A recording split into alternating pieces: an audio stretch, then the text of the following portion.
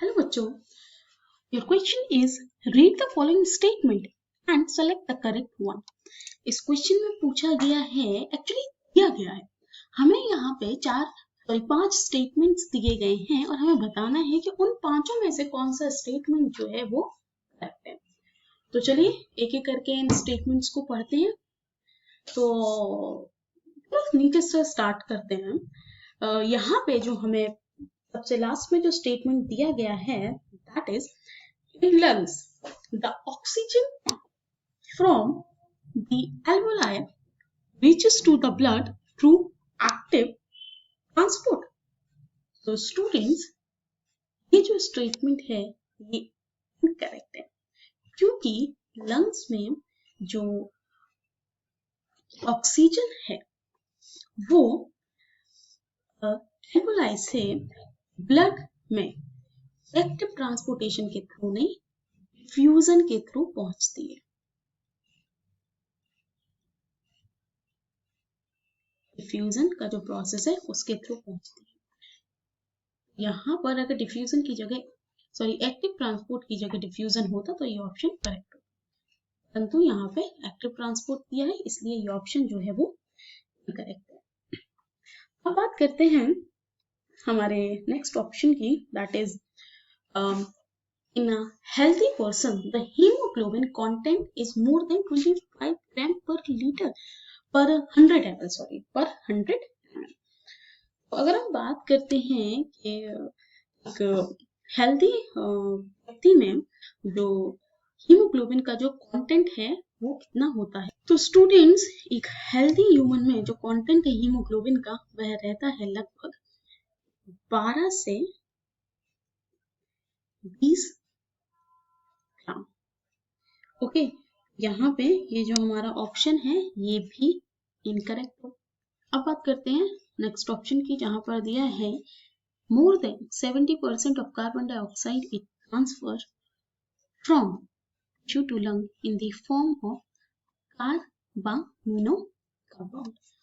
तो स्टूडेंट्स ये ऑप्शन भी यहाँ पे हमारा करेक्ट रहेगा, क्योंकि 70% से ज्यादा जो ऑक्सीजन है या जो ऑक्सीजन है ज्यादातर मोर देन 70% वो किसकी फॉर्म में अगर ट्रांसपोर्ट करता है तो वो करता है बाइकार्बोनेट की फॉर्म में।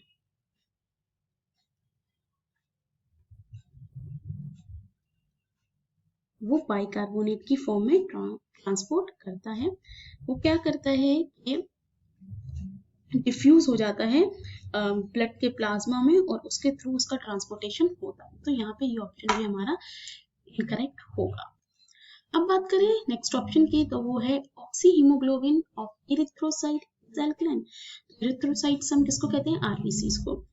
तो आरबीसीज में होता है हमारा हीमोग्लोबिन, और हीमोग्लोबिन जो है वो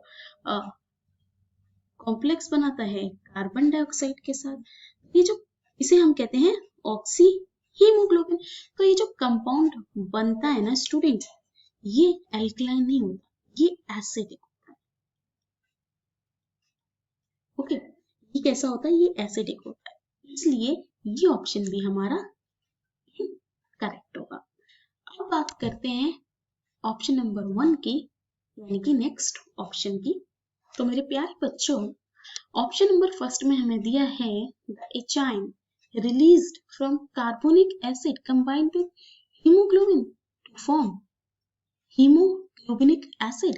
स्टूडेंट्स यहाँ पे दिया गया है कि जो एचाइन है जब वो रिलीज होता है कार्बोनिक एसिड से, तो वो जो है कंबाइन करता है हीमोग्लोबिन के साथ और बनाता है हीमोग्लोबिनिक एसिड। सो स्टूडेंट्स, यहाँ पे होता क्या है कि जब ब्लड जो है वेस्ट कार्बन को जब लेता है सेल से, तो वहां पे ब्लड में वाटर भी प्रेजेंट होता है। जो कार्बन डाइऑक्साइड है वो वाटर के साथ रिएक्ट करती है in the presence of carbonic acid, carbonic anhydrous enzyme.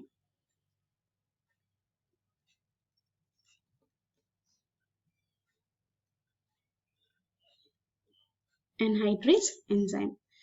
यहाँ पर ये बनाता है कार्बोनिक एसिड H2CO3। ये क्या बना दिया इसने? Carbonic acid.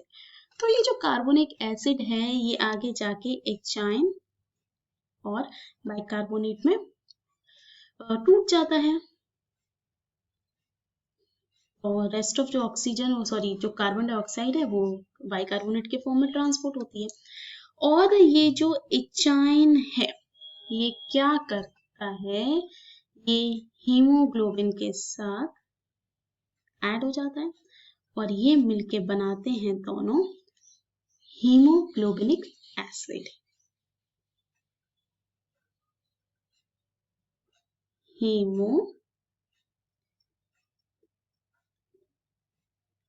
Haemoglobinic acid.